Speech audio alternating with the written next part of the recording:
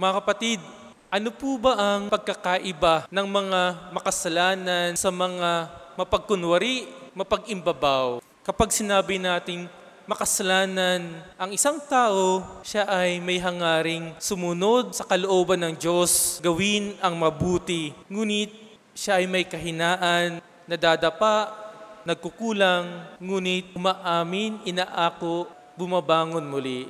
Kapag ang isang tao ay mapag-imbabaw, mapagkunwari, panay panlabas na kabutihan at kabanalan ang kanyang pinapakita. Lahat ay pakitang tao lamang. Hindi siya naghahangad na gumawa ng kabutihan o sumunod sa kalooban ng Diyos. Ang gusto niya lamang ay iangat ang kanyang sarili. Kung mapapansin po natin, tinutuligsa ng ating Panginoon ang mga mapag-imbabaw, ang mga mapagkunwari, at pinagkakalooban ng awa na malasakit ang mga makasalanan. At ito rin yung makikita nating kwento ng mag-inang santo na si Santa Monica at San Agustin. Sa panlabas, parang wala ng pag-asa si San Agustin.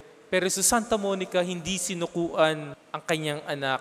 Naniwala siya sa kabutihan ni Agustin, sa kapangyarihan ng Diyos. Kaya mga kapatid, huwag tayo mabahala sa mga panlabas na kaanyuan.